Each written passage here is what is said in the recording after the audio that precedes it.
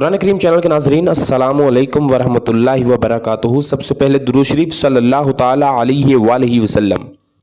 جو بندہ آپ صلی اللہ تعالیٰ علیہ وآلہ وسلم پر صدقے دل سے ایک مرتبہ درود شریف بھیجتا ہے تو اللہ تبارک و تعالیٰ اس بندے کے 10 درجات بلند فرما دیتا ہے اور اس کے نامہ اعمال میں 10 نیکیاں لکھی جاتی ہیں اور اس بندے کے 10 گناہ مٹا دیے جاتے ہیں۔ تو ناظرین، آج کا جو ہمارا موضوع ہے وہ سامری کا بچڑا ہے۔ تو اپنے موضوع کی طرف جانے سے پہلے ایک ریکویسٹ ہے کہ ویڈیو کو لائک کیجئے گا اور ثواب کی نیت سے شیئر کیجئے گا۔ تو آئیے ناظرین، چلتے ہیں ہم اپنے موضوع کی طرف۔ فرعون کی ہلاکت کے بعد بنی اسرائیل اس کے پنجے سے آزاد ہو کر سب ایمان لائے اور حضرت موسیٰ علیہ السلام کو خداوند کریم کا یہ حکم ہوا کہ وہ 40 راتوں کا کوہ طور پر اعتکاف کریں۔ اس کے بعد انہیں کتاب تورات دی جائے گی۔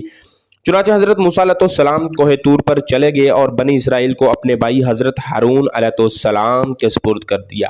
آپ 40 دن تک دن بھر روزہ رکھتے اور رات ساری عبادت میں مشغول رہتے۔ بنی اسرائیل میں ایک حرامی شخص تھا جس کا نام سامری تھا، جو طبی طور پر نہایت ہی گمراہ اور گمراہ کن آدمی تھا۔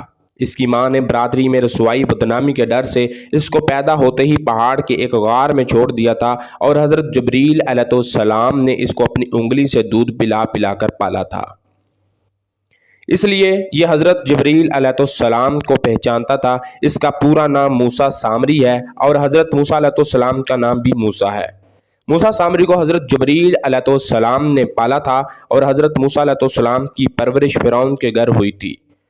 مگر خدا کی شان کہ فرعون کے گھر پرورش پانے والے موسیٰ علیہ السلام تو خدا کے رسول ہوئے اور حضرت جبریل علیہ السلام کا پالا ہوا موسیٰ سامری کافر ہوا اور بنی اسرائیل کو گمراہ کر کے اس نے بچڑے کی پوجا کرائی۔ اس بارے میں کسی عارف نے کیا خوب کہا ہے، یعنی جب کوئی آدمی ازل سے ہی نیک بخت نہیں ہوتا تو وہ بھی نامراد ہوتا ہے اور اس کی پرورش کرنے والے کی کوشش بھی ناکام اور نامراد ہوتی ہے۔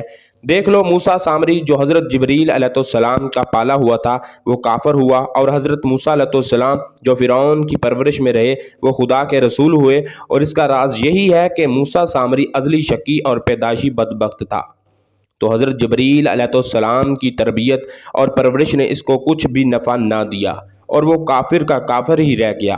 اور حضرت موسیٰ علیہ السلام جو کہ ازلی سعید اور نیک بخت تھے، اس لیے فرعون جیسے کافر کی پرورش سے بھی ان کو کوئی نقصان نہیں پہنچا۔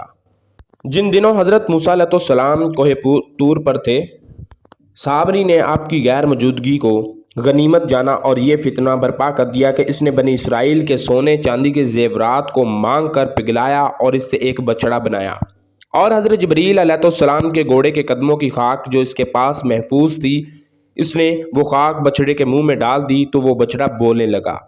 پھر سامری نے بنی اسرائیل سے یہ کہا کہ اے میری قوم، حضرت موسیٰ علیہ السلام کوہ طور پر خدا عز و جل کے دیدار کے لیے تشریف لے گئے ہیں، حالانکہ تمہارا خدا تو یہی بچڑا ہے، لہذا تم لوگ اس کی عبادت کرو۔ سامری کی اسی تقریر سے بنی اسرائیل گمراہ ہو گئے اور 12,000 آدمیوں کے سوا ساری قوم نے چاندی سونے کے بچڑے کو بولتا دیکھ کر اس کو خدا مان لیا اور اس کے آگے سر کو جھکا لیا اور اس بچڑے کی پوجا کرنے لگے۔ چنانچہ خداوند قدوس کا ارشاد ہوا اور موسیٰ کے بعد اس کی قوم اپنے زیوروں سے ایک بچڑا بنا بیٹھی، بے جان کا دڑ گائے کی طرح آواز کرتا۔ ناظرین اکرام، جب 40 دنوں کے بعد حضرت موسیٰ علیہ السلام خدا عز و جل سے ہم کلام ہو کر تورات شریف ساتھ لے کر بستی میں تشریف لائے اور قوم کو بچڑا پوجتے ہوئے دیکھا تو آپ پر بے حد غضب اور جلال طاری ہو گیا۔ آپ نے جوش و غضب میں تورات شریف کو زمین پر ڈال دیا اور اپنے بھائی حضرت ہارون علیہ السلام کی داڑھی اور سر کے بال پکڑ کر گھسیٹنا اور مارنا شروع کر دیا اور فرمانے لگے کہ کیوں تم نے ان لوگوں کا اس کام سے نہیں روکا؟ حضرت ہارون علیہ السلام معذرت کرنے لگے، جیسا کہ قرآن مجید میں ہے، کہا اے میرے ماں جائے قوم نے مجھے کمزور سمجھا اور قریب تھا کہ مجھے مار ڈالیں، تو مجھ پر دشمنوں کو نہ ہنسا اور مجھے ظالموں میں نہ ملا۔ حضرت ہارون علیہ السلام کی معذرت سن کر حضرت موسیٰ علیہ السلام کا غصہ ٹھنڈا پڑ گیا۔ اس کے بعد آپ نے اپنے بھائی حضرت ہارون علیہ السلام کے لیے رحمت اور مغفرت کی دعا فرمائی۔